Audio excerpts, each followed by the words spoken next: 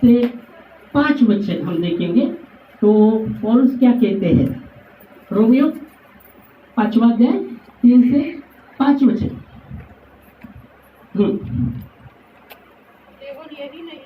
केवल यही नहीं वरन हम क्लेशों में भी घमंड करें। केवल यही नहीं पर हम कलेश में भी घमंड करें। Praise Lord. पौलुस कहता है केवल यही नहीं पर हम क्या कलेश में भी घमंड करें। Praise Lord. क्या हम कलेश में घमंड कर सकते हैं क्या? बहुत बार हम दुखी होते हैं, कलेश में हम बहुत दुखी होते हैं, निराश हो जाते हैं। क्या इतना तकलीफ, इतना धीरज नहीं रहता हमारे जीवन में। कलेश में हमको लगता है कब वो कलेश दूर हो जाएगा, कब कब कब कब। 5 के 5 में है क्या? 5 के 3 5वां अध्याय 3 से हम देख रहे हैं 5 तक। तो यहाँ कहता है कलेश में भी हम घमंड करें। ओह प्रेज लॉर्ड। कलेश में भी घमंड करें। फिर आगे यह जानकर कि क्लेश से धीरज, ये जानकर क्यों कलेश में घमंड करना है? ये जानकर कि कलेश से धीरज और धीरज से खरा निकलना, खरे निकलने से आशा उत्पन्न। ओ प्रेज लॉर्ड। वो कहता है ये जानकर कि कलेश में क्यों घमंड करना है? ये जानकर कि क्या जानकर कि कलेश में धीरज से खरा निकलना होता है। धीरज, कलेश में क्यों घमंड करें? कि कलेश में ये जानकर कि कलेश से जब गुजरते धीरज। पर बहुत बार लोगों के जीवन में जब कलेश से गुजरते वो धीरज नहीं रख पाते, वो सहन नहीं कर पाते,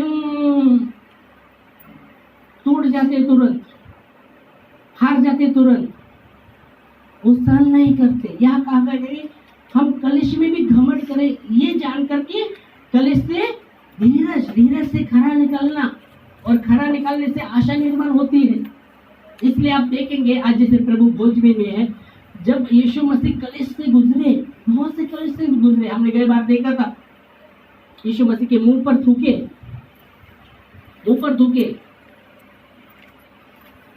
उनके विरोध में कितनी तो झूठी बातें कही गई, मुंह पर थूके यीशु मसीह के। इसलिए मैं बोला आपने अरे गलती से और अपने मुंह पर आता है किसी का थूक, अपने मुंह पर आएगा तो आप क्या करेंगे? कई बार हमने देखा था ना, अपन क्या करेंगे?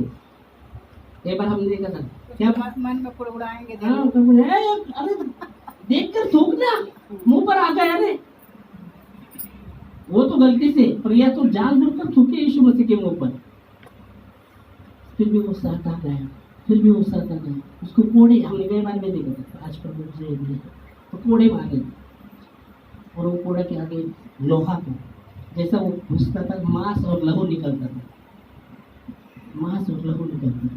कितना यीशु मसीह सहता गया, कितना सहन किया उसने। इसलिए बोलो थोड़ा अपने को थोड़ा सा कुछ चुभने दो, थोड़ा लगने दो कुछ, और दर्द होने लगो। दर्द शुरू हो रहा है, थोड़ा लगा है, दर्द शुरू हो रहा है। अपन इतना करेंगे, इतना दर्द, बाप रे, इतना दर्द भी नहीं रहेगा तो इतना दर्द कराटते रहेंगे।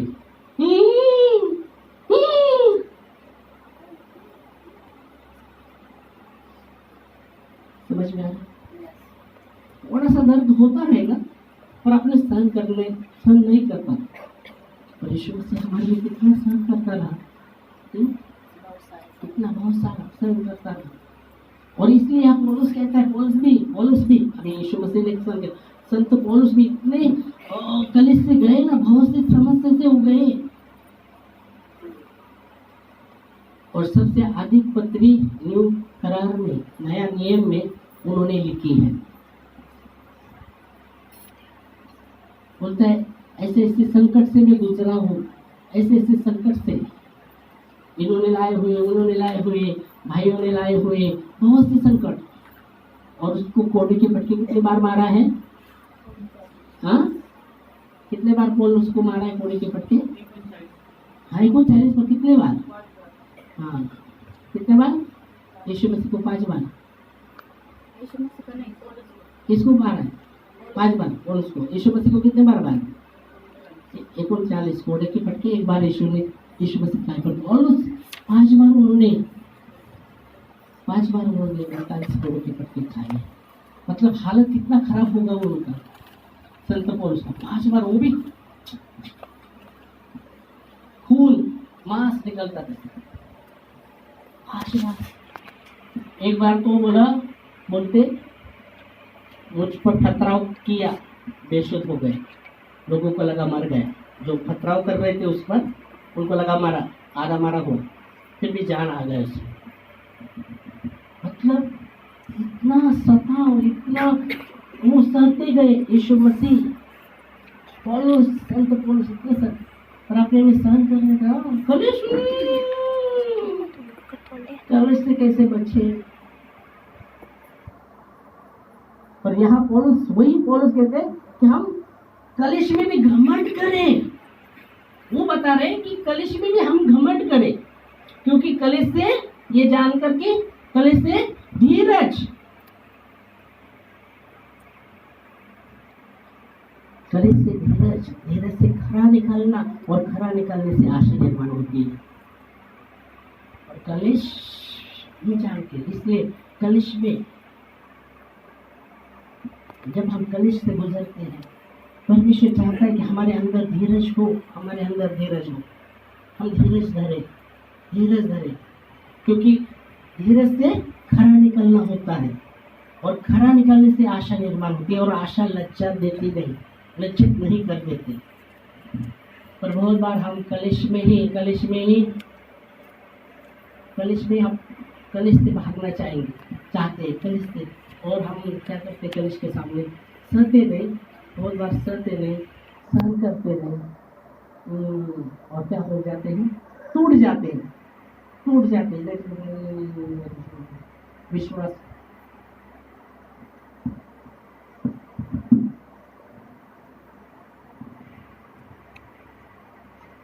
विश्वास स्तर इधर का इधर।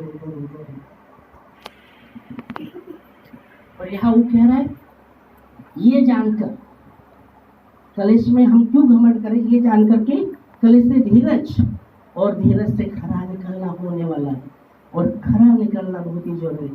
खरा निकलने से आशा निर्माण होना, और आशा लज्जित नहीं करेगी। इसलिए आप देखेंगे 1 पत्रस 5:10 में भी वचन आप देखेंगे, मुझे लगता है 1 पत्रस 5:10, जो परमेश्वर जो सारे अनुग्रह का दाता है, जिसने आपको और मुझे उसके अनंत महिमा में बुलाया है, तुम्हारे थोड़े दुख सहने के द्वारा वो आप ही आपको क्या करेगा, स्थिर करेगा, सिद्ध करेगा और बलवंत करेगा। आमीन। पढ़ सकते और परमेश्वर जो सारे अनुग्रह का दाता है, सुनिए, समझिए, परमेश्वर, जिस परमेश्वर पर आप विश्वास करते, मैं विश्वास करता हूँ, वो सारे अनुग्रह का दाता है, सारे अनुग्रह का दाता है।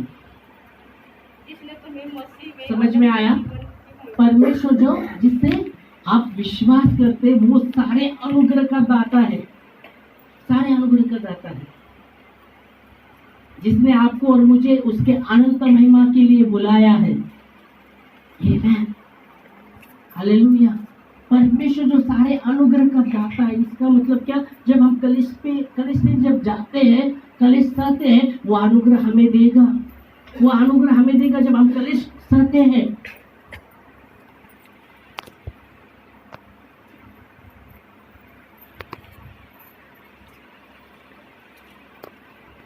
परमेश्वर जो सारे अनुग्रह का दाता है,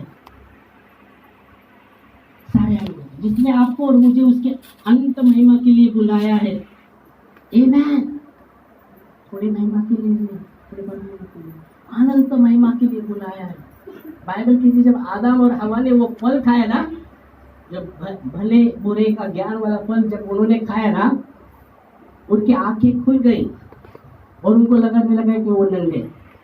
तो उसके पहले उनको पता नहीं था कि वो नंगे, समझ में आ रहा है?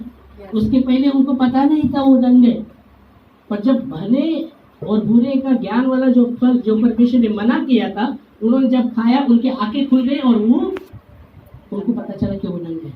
मतलब इसका मतलब उसके पहले उनको कैसे नहीं पता था कि वो नंगे। और क्या ऐसा था कि वो उससे ढके हुए थे, तो परमेश्वर की महिमा से वो ढके हुए थे, इस कारण उनको पता नहीं था कि वो नंगे। पर जब उन्होंने आज्ञा का उल्लंघन किया और वो खाया, वो महिमा निकल गई, वो महिमा चली गई, वो महिमा उनसे निकल गई और वो देखने लगे अरे हम नंगे और चुपने लगे, फिर भागने लगे। हाँ हाँ, वो महिमा निकल गई। जो ढके हुए थे उनको पता नहीं था कि वो नंगे, परमेश्वर की महिमा से वो ढके हुए थे। और जब उन्होंने आगे का उल्लंघन किया, वो फल खाया, वो महिमा निकल गई और हम नंगे, फिर भागने लगे, चुपने लगे। पर यहाँ आप देखते हैं परमेश्वर जो सारे अनुग्रह का दाता है, जिसने आपको और मुझे अनंत महिमा में बुलाया है, थोड़े समय के लिए नहीं, अनंत महिमा के लिए आपको और मुझे बुलाया है। आमीन। फिर आगे क्या कहता है विचार? तुम्हारी थोड़ी देर तक थोड़ी देर तक दूध उठाने के बाद। पर दूध किसको उठाना अच्छा लगता है बाबा? हमको तो चाहिए सुख सुख सुख सुख सुख सुख सुख सुख सुख सुख सुख सुख सुख सुख। दूध किसको उठाना अच्छा लगता है? किसको अच्छा लगता है दूध उठाना? किसी को अच्छा नहीं लगता दूध उठाना। हमको तो चाहिए सुख सुख सुख सुख, सब सुख सुख, आराम से सब कुछ। पर बाइबल कहती तुम्हारे थोड़ी देर तक दुख उठाने के बाद, और जब दुख हम उठाते तभी भी परमेश्वर वो अनुग्रह देगा। इसलिए पौलुस कहता है हम सिर्फ कलेश में भी घमंड करे, वो कह रहा है। उसने जान लिया प्रभु का अनुग्रह, इसलिए जब बोलता है मसीह के लिए कलेश में निर्बलता में मैं आनंद की बात मानता हूँ। हालेलुया। कोई व्यक्ति आनंद की बात नहीं मान सकता। ये बोलता है मैं आनंद की बात मानता हूँ। क्यों?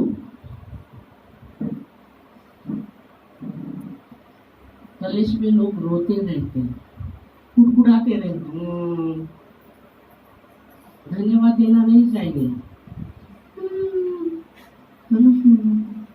भाई बोले समाचार इतना पार इधर धन्यवाद देंगे। पर ये क्या कहता है?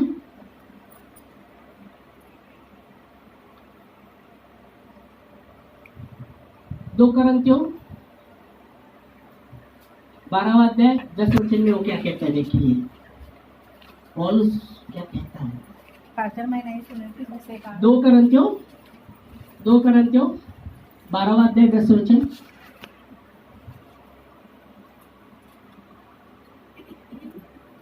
पढ़ो हिंदी मराठी।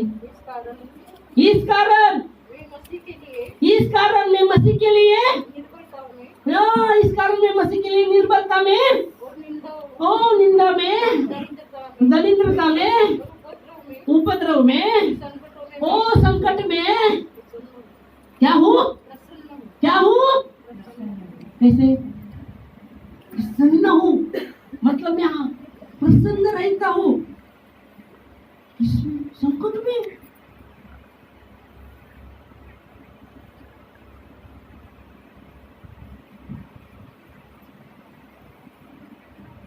संकट में रोना आता है, एक रोना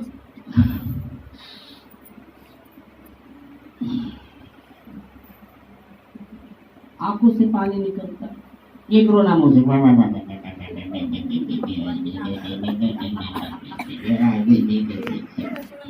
एक रोना आंखों से, एक रोना बातों से।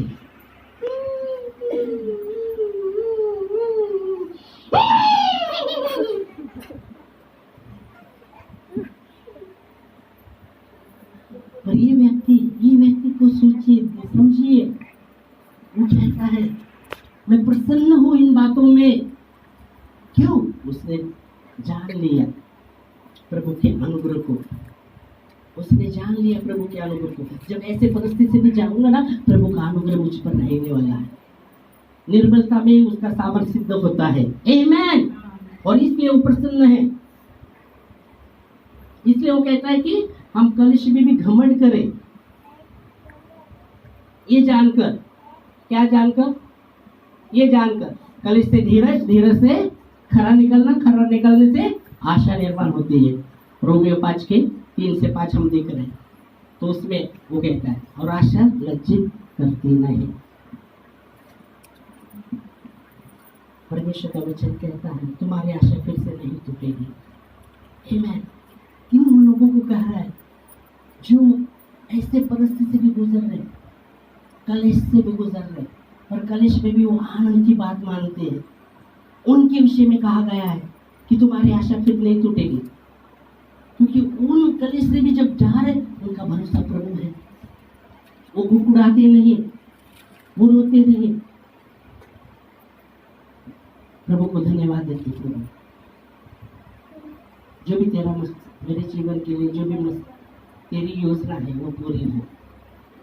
अब क्या करूं? उनके लिए प्रभु कहता है तुम्हारी आशा नहीं टूटेगी। Hallelujah, praise Lord. परमेश्वर जो सारे अनुग्रह का दाता है, जिसने आपको और मुझे उसके अनंत महिमा में बुलाया है, थोड़ी देर की महिमा में नहीं पर अनंत महिमा में बुलाया है। आमीन, आमीन। अनंत महिमा में आपको और मुझे बुलाया है। और हमारे थोड़े देर तक दुख उठाने के बाद, इसलिए आयुब ने कहा सिर्फ परमेश्वर से सुख चाहिए क्या, दुख नहीं को, दुख नको का। अपने पत्नी को कहता आयुब, बोलते अभी तुम जन्मदिन को श्राप दे और मर जा, अभी तो मर जा।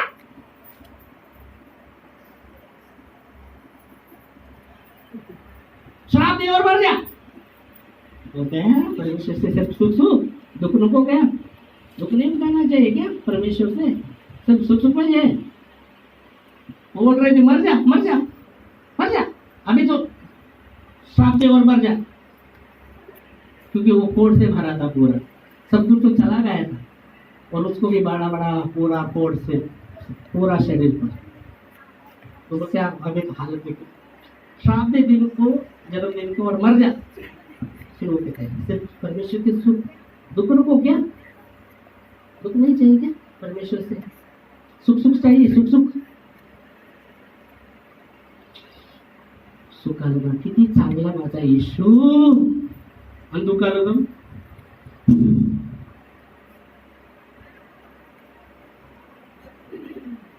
और यहाँ आप देखेंगे तो पत्रस कह रहा है तुम्हारे थोड़े देर तक दुख उठाने के बाद, अभी वो थोड़ा देर कब मालूम नहीं है, रात को उठाया सुबह नहीं, ऐसा नहीं बोले। अभी थोड़ा देर कितना देर मालूम नहीं, कितना थोड़ा प्रभु के नजर में, और उसके नजर में मालूम नहीं। इसलिए बोला हमारे नजर में थोड़ा सहन नहीं करते ना, सहन करने की क्षमता ही नहीं ना हमारे अंदर, सहन करते ही नहीं हम।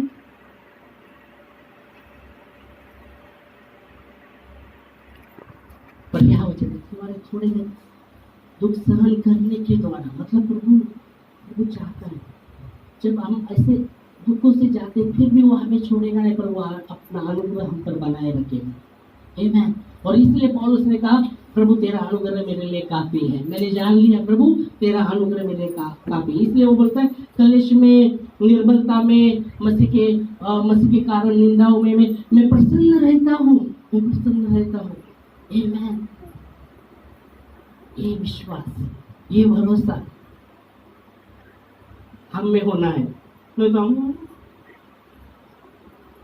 तुरंत हम कुड़कुड़ाने लगते हैं, कुड़कुड़ाने लगते हैं। कुड़कुड़ाओ मत।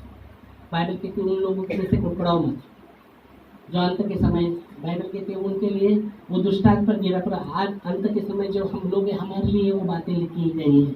हमें कोई पुराना नहीं है और हमें धन्यवादित बने रहना है। Hallelujah, praise Lord, praise Lord. तुम्हारे थोड़े देर तक दुख उठाने के बाद आगे आप ही कौन? आप ही परमेश्वर, आप ही तुम्हें तो मेरे ओर से सिद्धता मेरे अंदर नहीं आ सकती, या आपके ओर से आपके अंदर सिद्धता नहीं हो सकती। सिद्ध करने वाला परमेश्वर है। आमेन। और इसलिए बाइबल कहती है मत्ती के 5:48 में, शायद मत्ती के 5:48 में, जैसा तुम्हारा स्वर्गीय पिता सिद्ध है वैसे तुम सिद्ध बनो। जैसा तुमचा स्वर्गीय पिता परिपूर्ण आहे तसं तुम्ही परिपूर्ण व्हा। मतलब परमेश्वर चाहता है हम सिद्ध बने। आप पढ़ सकते हैं मत्ती 5:48 में।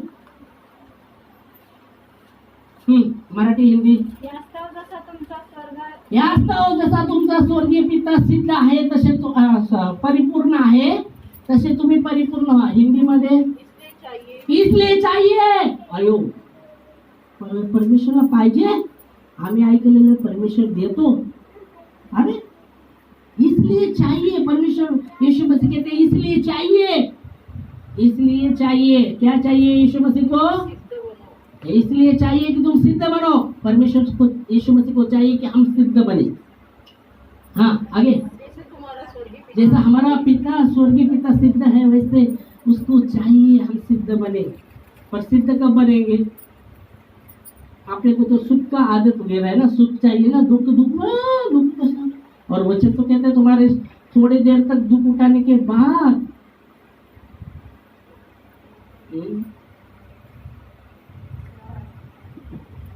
वही आप ही आपको इसलिए बोला मेरे अंदर मेरे ओर से सिद्धता नहीं हो सकती, आपके अंदर आपके ओर से सिद्धता नहीं हो सकती, परमेश्वर ही सिद्धता देता है। इसलिए वचन कहता है कि थोड़ी देर तक दुख उठाने के बाद आप ही तुम्हें वो सिद्ध करेगा, सिद्ध करेगा। फिर आगे ओ सिद्ध, जब आप सिद्ध होते ना, आप स्थिर और बलवंत भी, स्थिर और बलवंत भी वो करने वाला है। आमेन, आमेन। परमेश्वर बहुत बार चाहता है कि बहुत बार ऐसे परिस्थिति से हमें गुजराता है, मतलब लेके चलता है, छोड़ता नहीं पर लेके चलता है, क्योंकि हम सिद्ध बने, हम स्थिर बने, हम बलवंत हो। इसलिए परमेश्वर ऐसे ऐसे परिस्थिति से लेके चलता है हमें। पर बहुत बार हम समझते नहीं, हम समझते नहीं, और हम क्या करते हैं?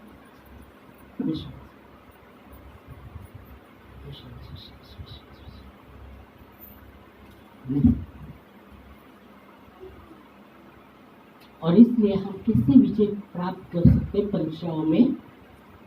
किससे? परमेश्वर के धीरज के वचन को थाम के, परमेश्वर के। इसलिए वो कहता है कि प्रकाश वाक्य 3:10 वचन में कि तूने मेरे धीरज के वचन थाम लिए।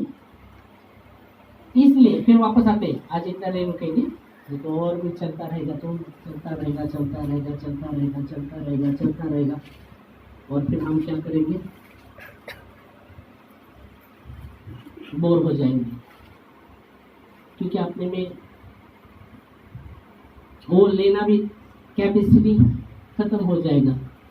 कैपेसिटी आता संपलं, कैपेसिटी नहीं है ना, सीमित कर दिया अपने आप को। इतने हम ले सकते हैं, इसके ऊपर नहीं, क्योंकि और भी बहुत से काम रहते हैं अपने। हालेलुया। तो हम आते हैं, चलो मिलता है क्या बोला मैं?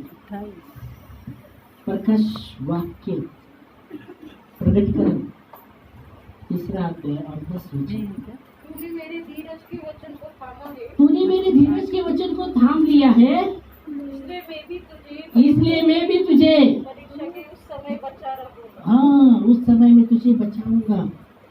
जो पृथ्वी पर रहने वाले हर एक के ऊपर आने वाली है, हर एक के ऊपर आने वाली है। उस समय में बचाऊंगा। तूने क्यों बचाऊंगा? कि तूने मेरे धीरज के वचन को थाम लिया है। इस कारण हालेलुया। और इसलिए पौलुस कहता है रोमियो में, हम कलेश में भी घमंड करें। कलेश से धीरज, और धीरज से खरा निकालना, और खरा निकालने से आशा निर्माण होती है, और आशा तो लज्जित नहीं करती।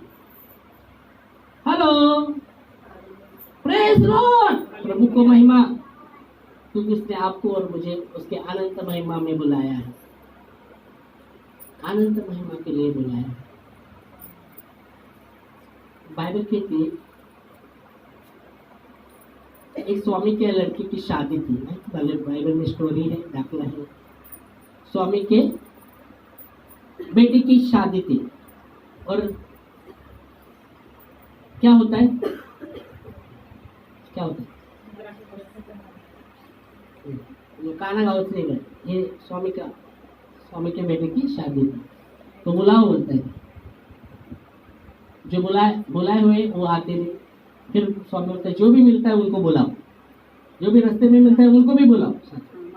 मालूम है सबको बुलाया जाता है। सड़क के उधर से बोलो ताकि मेरा घर भर जाए। हाँ, praise Lord, praise Lord, hallelujah. तो परमेश्वर ने हर एक को अनंत महिमा के लिए उसके अनंत महिमा में बुलाया है। आमेन, हालेलुया, प्रेज लॉर्ड। तो इसे स्वीकारिए, इसे वचन को स्वीकारिए। हाँ प्रभु, आप जो सारे अनुग्रह का दाता है, आपने हमें अनंत महिमा के लिए बुलाया है। जब हम ऐसे पर से जाते, हमारे थोड़ी देर तक दुख सहने के बाद आप ही हमें सिद्ध करेंगे, स्थिर करेंगे और बलवंत करेंगे। आमेन, हालेलुया, प्रेज द लॉर्ड। समझ में आया? तो जब ऐसी परिस्थिति से हम जब जाके प्रभु के धीरज के वचनों थामे रहे, धीरज के वचनों थामे रहे, परमेश्वर का वचन ही हमें बचाने वाला है। आमेन। उसने कहा आकाश आप देख रहे, पृथ्वी देख रहे, सब दोनों टल जाएगी पर मेरे वचन कभी नहीं टलेंगे। मत्ती के 24 के 35 में हम एक वचन देखेंगे और फिर एक ही रुकेंगे। चलो एक ही वचन, मत्ती 24 के 35। हाँ, आकाश आप देखते हैं, आकाश और पृथ्वी टल जाएगी परंतु मेरी बातें कभी न टलेंगी। मेरे वचन कभी नहीं टलेंगे। और उसके वचन जो धीरज के वचन है, उसको आपने थाम लिया है, वो हमेशा रहने वाले हैं। आमेन। वो टलने वाले नहीं। सब कुछ टल सकता है पर प्रभु का वचन कभी नहीं टलेगा। उसे थामिए। हालेलुया, क्योंकि उसने आपको और मुझे उसके अनंत महिमा के लिए बुलाया है। वो चाहता है कि हम चलते रहे। परमेश्वर चाहता है कलिश में भी हम घमंड करें। किस पर घमंड करें? कलिश पर नहीं, पर उस परमेश्वर पर घमंड करना। कोई प्राणी परमेश्वर के सामने घमंड नहीं करना, ऐसा वचन कहता है। ये भी ध्यान देना। वो घमंड किस पर करना है? कलिश पर, मतलब परमेश्वर पर घमंड करना है। घमंड करने का भी जब अवसर आता है, अपने आप पर घमंड मत करो, आपके घर वाले पर घमंड मत करो, आपके पैसे पर घमंड मत करो, आपके काम पर घमंड मत करो। घमंड भी करना है तो परमेश्वर पर घमंड करो। आमेन, हालेलुया। क्योंकि बाइबल कहता है कोई प्राणी परमेश्वर के सामने घमंड ना करे। इसलिए यह पौलुस जब बता रहा है हम कलिश में भी घमंड करें। किस पर? परमेश्वर पर, जो सारे अनुग्रह का दाता है, जिसने आपको और मुझे उसके अनंत महिमा पर। बहुत बार हम कलिश में फुड़फुड़ाने लगते हैं परमेश्वर को। हाय प्रभु, पूरा है तू, मैं उपास करता हूँ, मैं उपास करते, 32 मैं प्रार्थना करता हूँ, मराठी में बोलते समझ नहीं आया। मैं दशवान देतो, मैं ऑफरिंग देतो।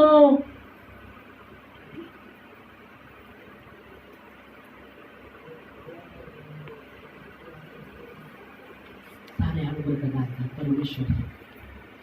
आमेन, हालेलुया। इस समय हम खड़े होंगे। जैसे प्रभु पहुंचे, अपने मन की तैयारी करें और प्रभु के वचन को थामे रहेगा। परमेश्वर वचन को थामे रहे। और उसके सामने नम्र हो, नम्र हो। अगर आप अपने आप पर घमंड कर रहे हैं या और किसी बात पर घमंड कर रहे हैं परमेश्वर छोड़कर, तो आपको नम्र होना है, हमें नम्र होना है। परमेश्वर छोड़कर हम किसी बात पर घमंड कर रहे हैं तो हमें नम्र होने की जरूरत है। Hallelujah, hallelujah, hallelujah. हालेलुया।